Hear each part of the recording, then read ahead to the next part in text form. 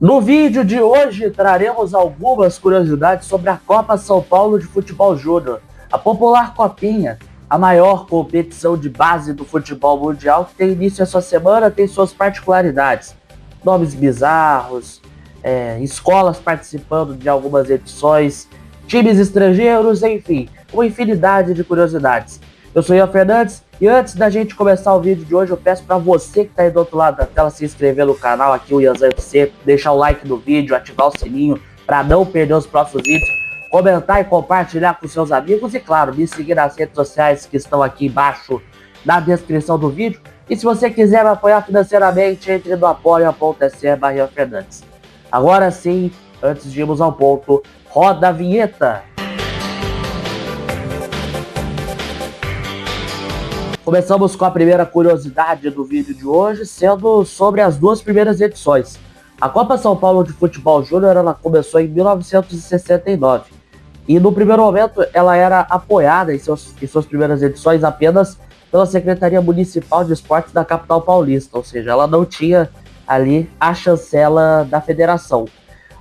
Esse campeonato, no primeiro momento, a Prefeitura de São Paulo ela queria colocar, né, para jogar os principais times ali de São Paulo, tentar trazer alguns outros convidados de fora do estado, ou também do interior e litoral, para a disputa da competição.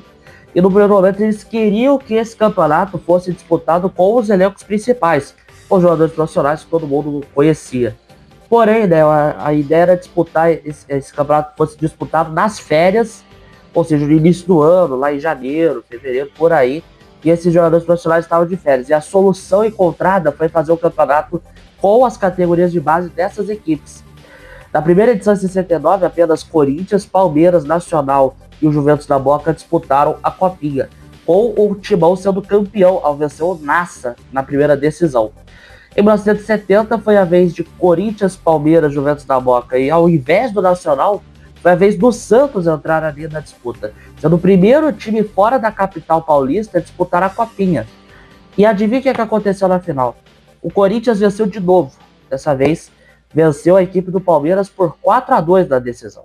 Aliás, vale fazer um adendo aqui que ambas as duas primeiras edições que a gente citou aqui agora, elas foram disputadas nos dias 24 e 25 de janeiro. Então, era de fato ali uma ideia da Secretaria Municipal de Esporte de fazer a disputa da Copinha da semana ali, nos dias ali do aniversário da capital paulista, para ser uma forma de comemorar, né, a cidade. A primeira edição disputada com times de fora do estado de São Paulo foi em 1971. Como antes eram 4 equipes apenas, ou seja, times ali da capital, aí depois no ano de 1970 veio o Santos, que era um time do litoral, o número quadruplicou, foi para 16 o número de times na Copa São Paulo em 1971. Naquele ano disputaram o Comercial de Ribeirão Preto, o Corinthians, o Guarani, o Juventus da Moca, a Escola Estadual Brigadeiro Veloso, o Palmeiras, a Ponte Preta, a Portuguesa de Desportos, o Santos e o São Paulo como os representantes do estado paulista. Grêmio foi o representante gaúcho, Coritiba o representante do Paraná, o Atlético Mineiro, o Fluminense e o Botafogo representaram o então estado da Guanabara. Essas datas das disputas foram espalhadas, não eram mais ali disputadas em apenas 2 dias, ali como era nas duas primeiras edições. Espalharam entre dezembro de 1970 e março de 1971, com a final sendo disputada, foi a primeira final, aliás, sem representante do estado de São Paulo, e justamente com 2 times do então estado da Guanabara, o Botafogo e o Fluminense. Com um jogaço de 8 gols, a decisão foi para os pênaltis, com o tricolor carioca sacramentando o título ao vencer por 4-3 o Fogão. Aliás, vale ressaltar que o time do Botafogo tinha em seu elenco ninguém mais ninguém menos que Tuca Ferretti. Sim, o mesmo Tuca Ferretti que comandou por muitos anos vários times ali do futebol mexicano, como o Tigres. Aliás, eu falei ali na lista dos times que disputaram a Copa São Paulo de 1970, eu falei da Escola Estadual Brigadeiro Veloso. Em 1972 também tivemos uma escola estadual disputando, que foi a Escola Estadual Professor Andrônico de Melo. Ambas as duas equipes ficaram na fase de grupos, então é a curiosidade da curiosidade aqui para vocês neste vídeo. Alguns times de fora do Brasil disputaram a competição de base. Times do México, da Argentina, Haiti, Alemanha e Japão estiveram presentes. O primeiro time que disputou foi em 1980, com a equipe do Providência, do México, caiu na fase de grupos, perdendo todos os seus 3 jogos. Vélez, Boca Juniors, Caxias Reysol e até o Bayern de Munique participaram. O melhor estrangeiro foi o Caxias Reysol, da edição de 2014. Passou da fase de grupos, mas caiu na primeira fase eliminatória para a equipe do Santos, por 4-0. Jogou no grupo W e fez 7 pontos, a mesma pontuação do São Paulo, com 2 vitórias e 1 empate. Como a gente falou lá no início, a Copa São Paulo de Futebol Júnior, em seus primeiros anos, ela era organizada pela Secretaria Municipal de Esportes da capital paulista.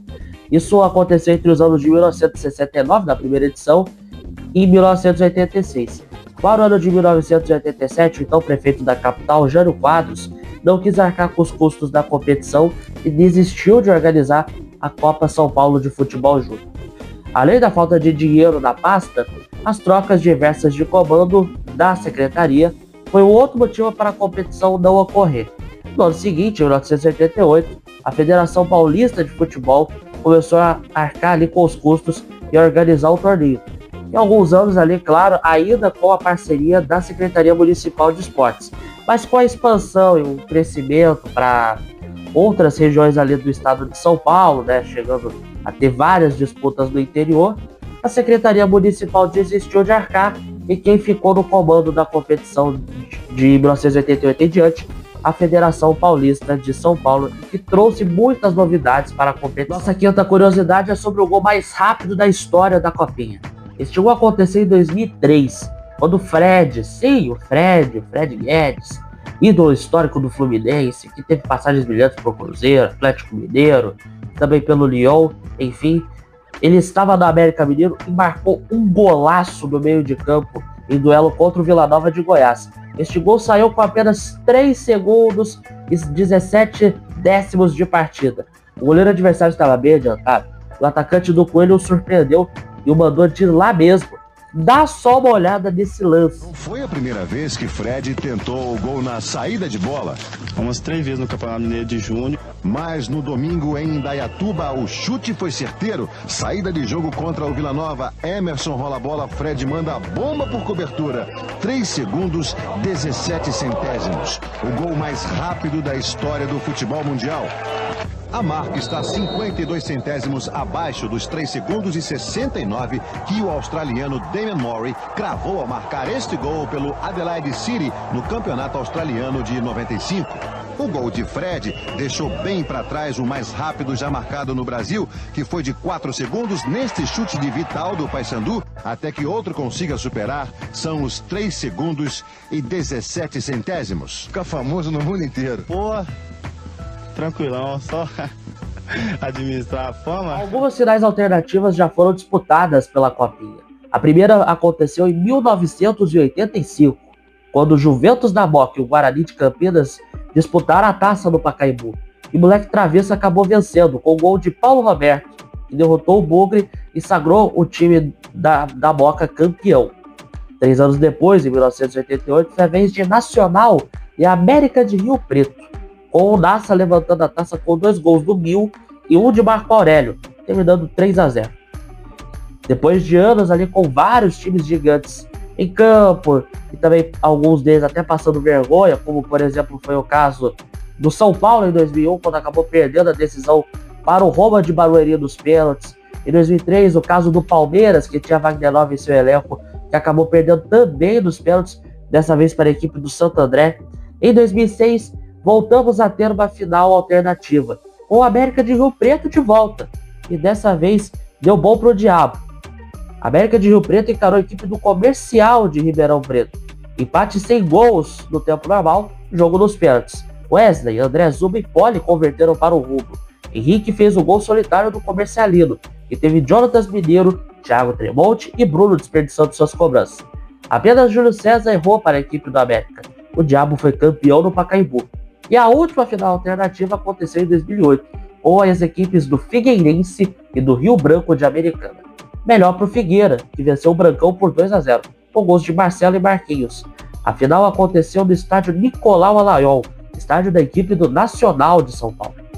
Uma curiosidade é que o time de Santa Catarina tinha nada mais nada menos que Rogério Micali no comando. Sim, o treinador que deu o primeiro ouro para o Brasil no futebol olímpico masculino em 2016. Em 2026, um total de 128 clubes estarão presentes. É um número que se repete a cada ano. Mesmo sem o Flamengo, time de maior torcida do futebol brasileiro, que irá colocar os seus jogadores da base nas primeiras rodadas do Campeonato Carioca, ainda assim teremos 22 equipes estreantes. Águia de Marabá do Pará, o Araçatuba de São Paulo, o Atlético de São João del Rei, o Batalhão, time da Polícia Militar do Tocantins, Centro Olímpico de São Paulo, o Cosmopolitano também de São Paulo, Sport de Patos da Paraíba, Esportiva Real de Roraima, Guarabara City de Goiás, o I9 de São Paulo, o Independente do Amapá, o Itaquá de São Paulo, o Maricá do Rio de Janeiro, a Maruinense do Sergipe, o Meia-Noite de São Paulo, a Naviraense do Mato Grosso do Sul, o QFC do Rio Grande do Norte, o Quixadá do Ceará, o Real do Rio Grande do Sul, Real Soccer de São Paulo, São Luís do Maranhão e o União Cacoalense de Roraima. Dos 7 paulistas, 5 deles serão os mandantes: Araçatuba, Cosmopolitano, Itaquá, Meia-Noite e Real Soccer. O restante dos times estarão disputando em outros grupos, mas sem ser mandantes.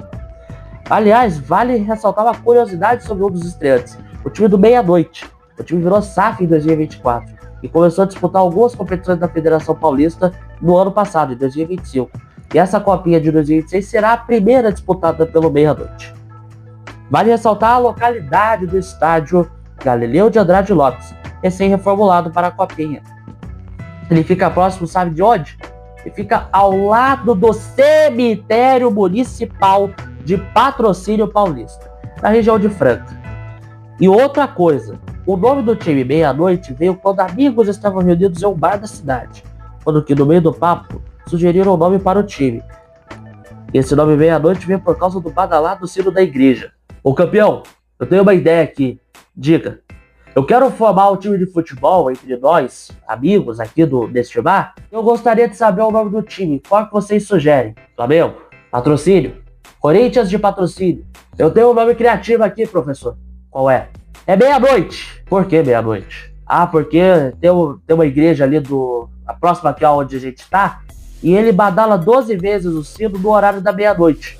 E aí, como ele fica próximo aqui do estádio, vocês têm essa ideia, vocês têm essa capacidade de colocar esse nome. Entendido, chefe? Boa ideia. Meia-Noite vai ser o nome do nosso time. E este foi nosso vídeo com algumas curiosidades da copinha. Se vocês quiserem a parte 2, comenta aqui embaixo. Não se esqueça de deixar o seu like, se inscrever no canal e ativar o sininho das notificações para não perder os próximos vídeos. Compartilhe com a galera e me siga nas redes sociais que estão na descrição do vídeo. No card acima, no meu canto superior direito, tem o meu canal principal e também o meu terceiro canal, Ianzão TV. A playlist com todos os vídeos de curiosidades do futebol e os últimos vídeos aqui no canal. A gente vai se falando. Um forte abraço. Bom 2026 para todos vocês. Uma boa temporada, que seja uma grande temporada de muitos gols. Que seja uma temporada de muita emoção. E é isso. Fui! Tamo junto, até a próxima!